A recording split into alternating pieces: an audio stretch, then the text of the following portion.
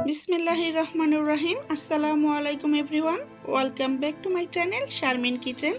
কাছে কিংবা দূরে, দেশে কিংবা দেশের বাহিরে যে যেখান থেকে এই মুহূর্তে আমার ভিডিওটি দেখছেন, আশা করছি আল্লাহর অশেষ রহমতে সকলেই অনেক বেশি ভালো আছেন এবং নিরাপদে আছেন।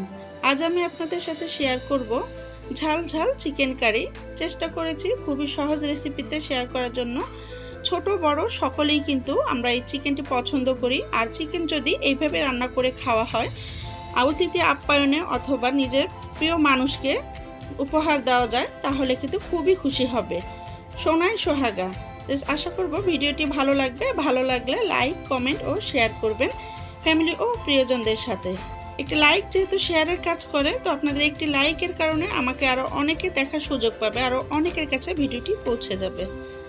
তো চলুন দেখে নেওয়া যাক কীভাবে আমি রেসিপিটি তৈরি করি। তো প্রথমে আমি চিকেন রান্নার জন্য গরম মশলা তৈরি করে নিব। তো এখানে আমি দারচিনি, এলাচ, গোলমরিচ, লবঙ্গ, স্টার মশলা এবং কালো বড় এলাচ নিয়েছি। তবে স্টার মশলাটা অর্ধেক নিয়েছি, নিয়ে এটা আমি বেটে নিব পাটায়।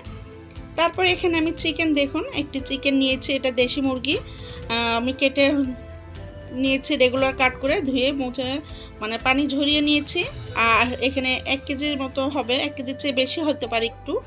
আর একটি কিউব করে টমেটো কেটে নিয়েছি, 5-6টি কাঁচামরিচ। আর এখানে সেই স্ক্রিনে দেখানো গরম মশলা আমি পাটায় বেটে নিয়েছি। আর নিয়েছি এখানে 1 কাপ পরিমাণ পেঁয়াজ কুচো করে নিয়েছি। আর এখানে নিয়েছি আদা রসুন বাটা 1 টেবিল চামচ করে আদা বাটা এবং রসুন বাটা।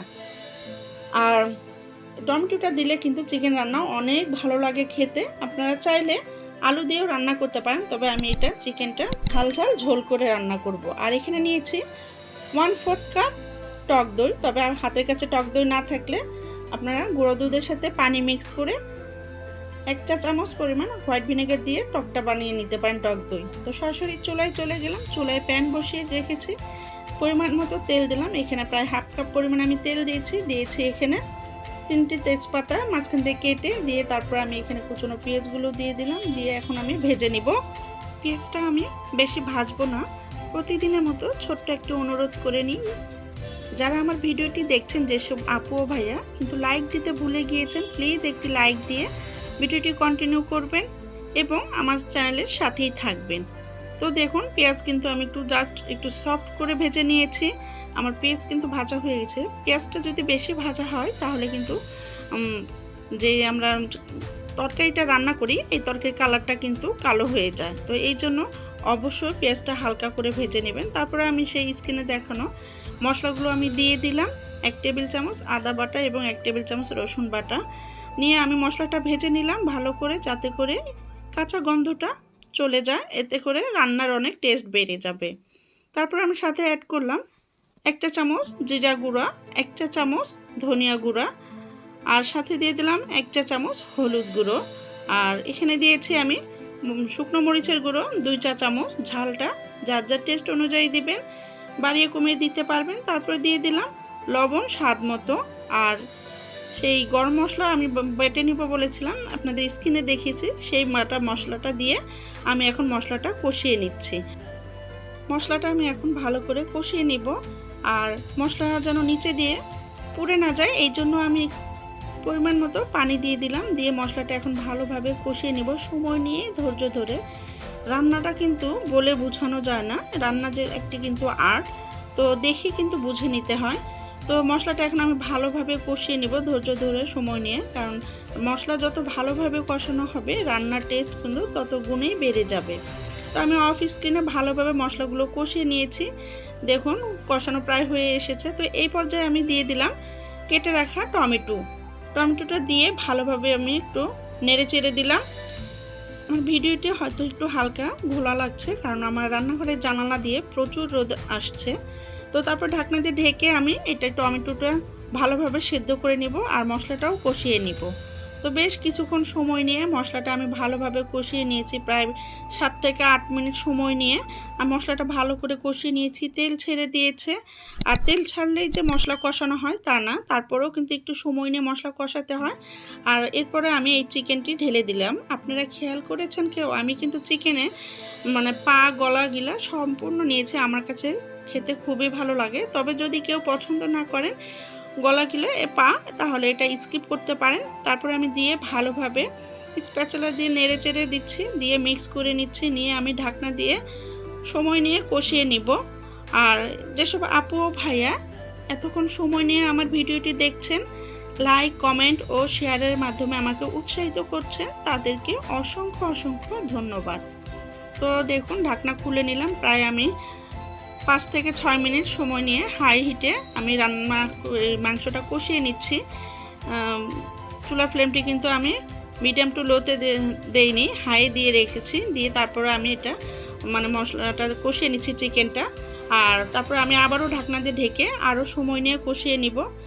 মাংস যত ভালোভাবে কষানো হবে, মাংসের ভিতরে কিন্তু মশলাগুলো তত ভালোভাবে ঢুকবে। আর আমি কিন্তু এই চিকেনে কোনো রকম পানি দেইনি, চিকেন থেকেই কিন্তু পানি ছেড়ে দিয়েছে দেখুন। আর রোদের কারণে কিন্তু কালারটা একটু অন্যরকম আসছে। তো যাই হোক, ভালো করে নেড়ে দিলাম। দিয়ে আমি সেই আগে থেকে যে টক দই আমি তৈরি করে রেখেছি, সেই টক দইটা দিয়ে দিলাম। আর এখানে আমি দিয়েছি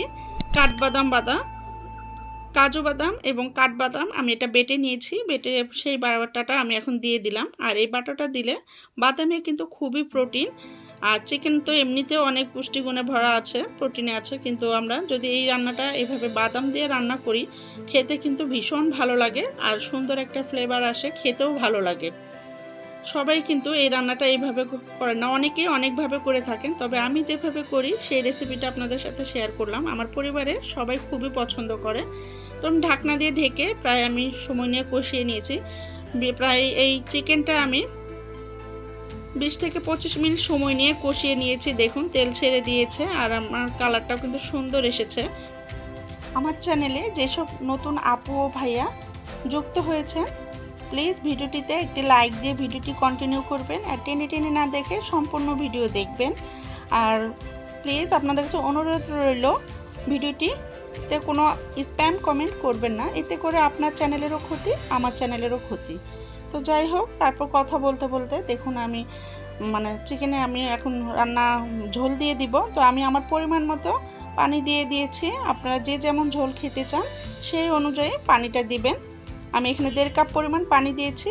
আর দিয়ে দিলাম 5 থেকে 6টি কাঁচামরিচ, মাঝখান দিয়ে কেটে দিয়েছি। দিয়ে ঢাকনা দিয়ে ঢেকে বলক আসা পর্যন্ত আমি অপেক্ষা করছি। আর আমার ইউটিউব আপু ও ভাইয়া আমার ভিডিওটিতে অনেক সুন্দর সুন্দর কমেন্ট করেন। আপনাদের সুন্দর সুন্দর কমেন্ট পড়তে আমার খুবই ভালো লাগে। আপনাদের সুন্দর সুন্দর কমেন্টের কারণে আমি পরবর্তী কন্টেন্ট তৈরি করতে অনেক বেশি অনুপ্রাণিত হই।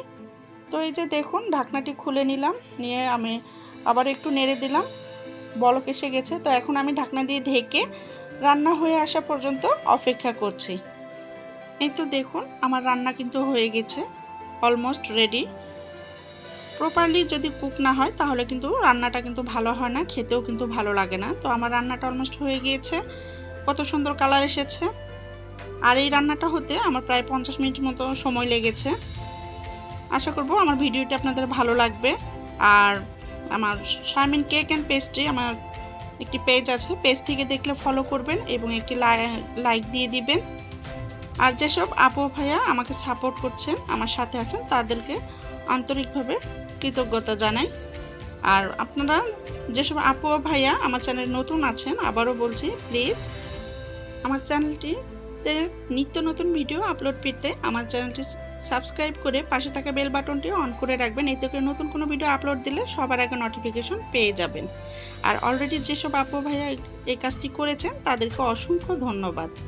তো ভালো থাকবেন, সুস্থ থাকবেন, আর এরকম নিত্য নতুন রেসিপি পেতে আমার চ্যানেলের সাথেই থাকবেন। আর আমি চেষ্টা করেছি খুবই সহজভাবে, সহজ রেসিপিতে এই চিকেন কারি শেয়ার করার জন্য। আশা করব আপনাদের ভালো লেগেছে। আপনাদের কাছে যদি ভালো লাগে চাইলে কিন্তু আপনারা কমেন্ট বক্সে লিখে আমাকে জানাতে পারেন। আপনাদের সুন্দর সুন্দর কমেন্ট করতে আমার খুবই ভালো লাগে। তো পরবর্তী ভিডিও দেখার আমন্ত্রণ জানিয়ে আজকের মতো এখানে বিদায় নিচ্ছি। ভালো থাকবেন, সুস্থ থাকবেন, আল্লাহ হাফেজ।